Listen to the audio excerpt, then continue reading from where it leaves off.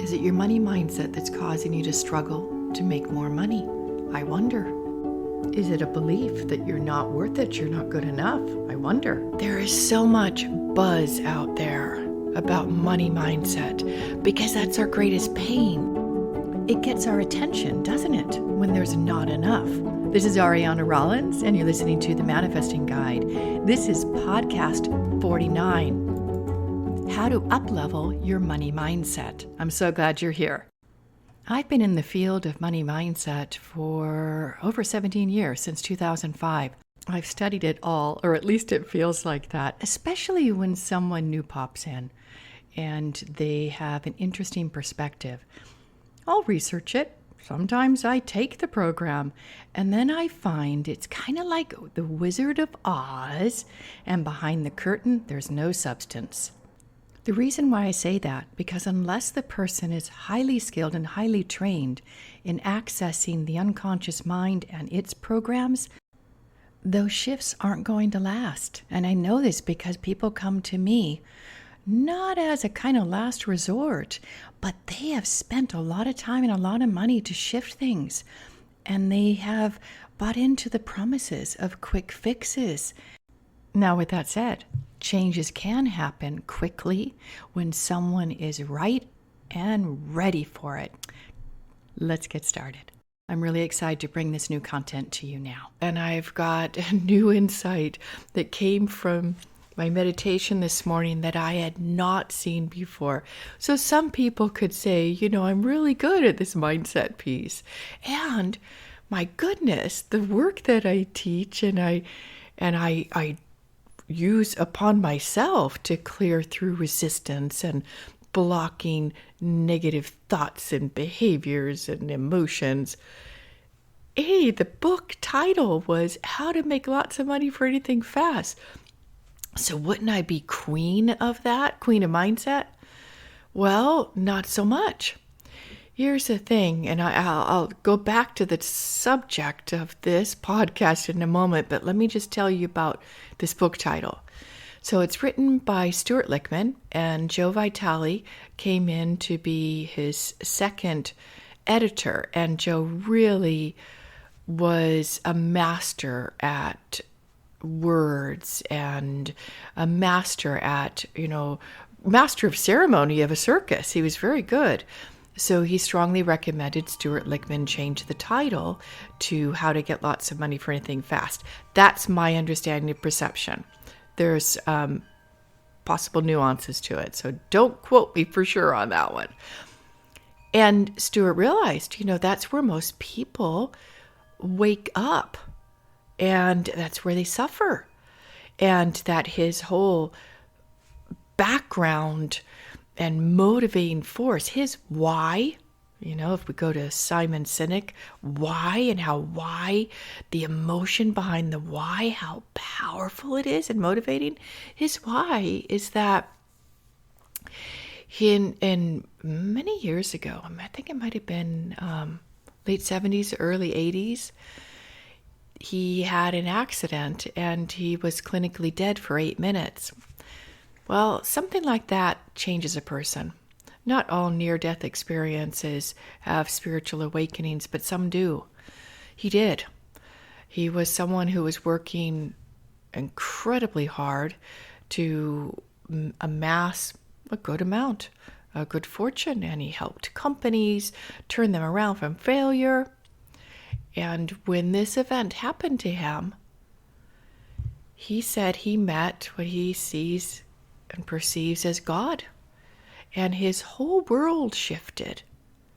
His whole sense of meaning shifted when he came back into his body. He said from that moment on, he wanted to be with God. He wanted to be with what felt like God to him. So he found someone who taught meditation, and they also taught spiritual principles, and he learned from them. And he dedicated himself to meditating every single day for an extended period of time. It was in one of these meditations that, because his heart was so open and his purpose and his drive was so big to help humanity at this point, what came through him was a step-by-step system. Some can call it scientific. How to accomplish your intentions. How to manifest. So he came out of meditation and he wrote. He said he wrote and wrote for hours, and then he'd go back into meditation to get the next piece, and he'd come out and he'd write. And this happened, for hours and hours in a day. And what the result is, okay, get ready for this awkward title name, cybernetic transposition. I'll give a definition to that. Cybernetic comes from the Greek term steersman. So if you have a steersman in a boat, they're navigating, they're charting where the boat is going. Transposition means you can transpose from one area to another. So cybernetic transposition, I just thought of this right now. It's interesting. I thought about it before. Is putting the right part of us in charge. So instead of the part that can be ego-driven for our why, because again, there's no issue with the desire to have money, make money, spend money, help others make money. No issue. But if the desire is coming from a lower self, or some might call, don't even like the term ego, because ego is a complex thing. I'll do another podcast just on ego. But say the lower self, lower desires, okay, to have the flashy things of life. Let's just say that. Well, then it's not going to be fulfilling when you get it. It will temporarily. There's always that adrenaline rush. This is so great, my brand new car. And then a month later, it's dirty and dusty, just like your other car was. But you still might have joy from it. But you know what I mean. It's the joy that just knocks your socks off and rocks you and you feel great. That's the kind of fulfillment. Putting the right part of us in charge. So cybernetic transposition, steersman, transposition. The definition of that is that you can take a success in any area of your life. So say you are really good at managing your family. You're really good at getting the children out to school in the morning. You're excellent at managing the family budget and making curious, unusual, inventive meals, and everybody enjoys it. So you're good at that home management. Well, say something happens and you're now in a position where you're divorced. You need to be the single income for your children. Well, maybe you could transpose that, take that success, and I know you can do it. I show people all day long how to do this. You take that success and you apply for an office manager job or an executive assistant job, for example, because in a way, aren't they running a home? Yeah. Okay, so back to this.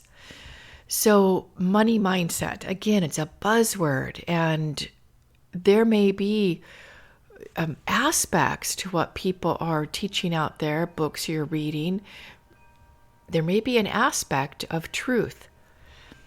There is in everything, right? But here's the thing. If you take that aspect of truth and you make it as this is the entire solution, that's where we can put blinders on.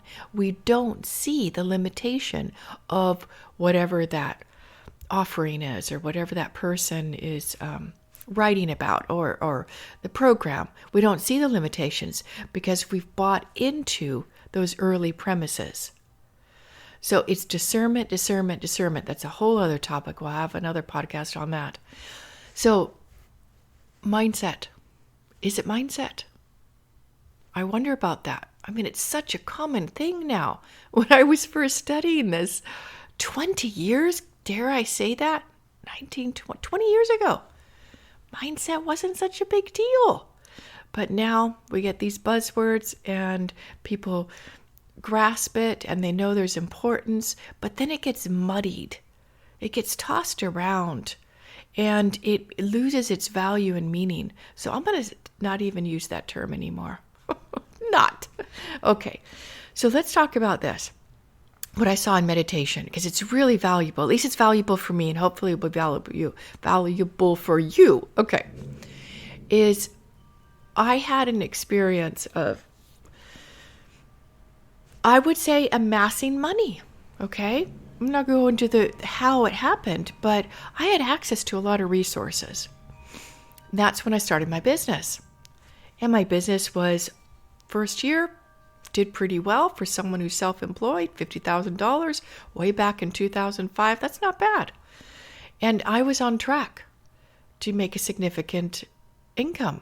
The clients were getting amazing results. People were finding me. I wasn't doing any advertising or marketing. And then life change. Not to go into much detail there, but I entered into a relationship. And with relationships, we start to see ourselves through the other person. At least I did. And the other person, as amazing as he was, he had a view of me that was supreme. And then he had a view of my work that was not so supreme. And I remember the criticism. I remember the harsh words, how he would describe what I was doing. And I've come to understand what was underlying his view, because he was my teacher.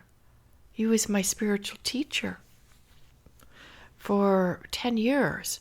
And so he was the one who was to bring the learnings, the teachings to the relationship. And here I was doing something that, one, he didn't understand, two, was making good money, and he had been struggling with making money for a long, long time, ever since he was on a spiritual path. And three, it took time away from him and what we were meant to be doing. So that's enough to get anybody upset, right? So, of course, when you're open to a feedback loop like a partner or a boss or a child, it impacts you. It's really hard for it not to, because we're just human. We're open to how other people see us. We want to be loved. We want to be liked. That was way before I realized the importance of having an internal feedback loop, which is essential. I mean, we take that mindset piece and we can put all sorts of nice bells and whistles, money mindset around it, balloons and bows.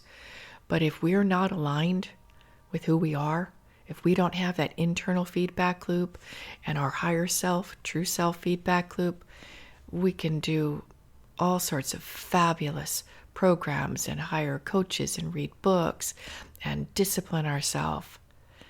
And it's not going to change, because as soon as we relate to someone, we get on Facebook and someone else is knocking out of the park and they're really successful in the field we're in, and we're not feeling we're doing enough, we're not successful enough. Well, instantly, our feedback loop has now become established through that Facebook post or that Facebook success person. And it's no longer our internal feedback loop. That's everything. Okay. So where am I going with this? It's identity, my friends. It's identity. So let's go back to that relationship briefly. It was 2012, and I had to prepare for a really important appointment, kind of appointment you don't want to prepare for. An IRS audit. There was a question on a trip that I had taken to Egypt. And yes, it was tax deductible because it was for a company that I was working with, their products. And the person was arranged to research and took us with him about essential oils. So yes, it was write-offable, but it was a huge amount of money, so it flagged things. Okay. So I had a meltdown. Even though I've got a bachelor's degree in accounting, I had to prepare. So my partner at the time came in like a hero. I was so grateful. Oh my gosh, genius man, really helped me. But in that helping me, he got into the nitty-gritty of my finances. And let's just say I was not a good steward of my resources back then. I had this view that money would just come. And generally speaking, it had most of my life, but not since the relationship. My internal feedback loop had been dismantled, and now he was my feedback loop. So what do you think happened to my business? It was huge. Huge. I remember I don't remember what year it was, but I remember one year it was $15,000. And this is me with many years experience at my work. I was getting better at it. But I had dismantled my internal feedback loop, and now he was defining who I was. So he helped me out with the audit. And in it, he found how I had been spending money. And he had a way to wake someone up, so to speak. Very shocking, very strong, very intense. I was not a good steward of resources. I didn't know how to spend money. I didn't know how to make money. It devastated me. That was kind of the last bit of undermining who I was in his eyes. So, what happened? Well, thankfully, he woke me up, and I became aware that I had not been stewarding my money and resources and investing my time in the right activities, spending my money on things that were bright, shiny objects, so to speak. That started me on a path of being conscious of my money. It did not fix it right away, let me tell you. It took a few years. Sometimes when patterns are ingrained, it takes a while to unravel them. And one could say because we haven't hit rock bottom. We haven't learned the lessons. We haven't got the wisdom out of it. When I say learn the lessons, it's not like from meanness. There's some higher power out there trying to kind of slap us into shape. He used to do that, but when there's a benevolent force, God, or if you would like to say, there's so many terms. Let's just leave it there. They're not trying to whip us into shape and hurt us and give us a lesson. No. We create those experiences. We create our tests. We are our teacher. Life just seems to be the theater. It's the movie. And so in meditation this morning, I realized I never updated my self-image. I had been carrying that around for all those years in the relationship I was with him. And in 2012, that shocking event where he woke me up and was harsh about it. Let's just say that in a kind word. I had been holding that as my self-image and view. So of course, when you've got that self-image and that view, life circumstances will equate that. You will continue to make choices that confirm that. But here I was shown in this meditation, I wasn't even doing that. I wasn't making choices that confirm that self-image. Not a good steward of resources. Not at all. But that had a life of its own. And that's what can happen when you have shocking events. These moments in time get etched in our unconscious mind. And we don't see the etching anymore. That's who we are. Even if our life circumstances change, even if we are making the money, even if we are making good choices with money, we're saving money. Our business is succeeding and growing and income is expanding. That etching in the unconscious, when it's a shocking event like that, that becomes how we see ourselves.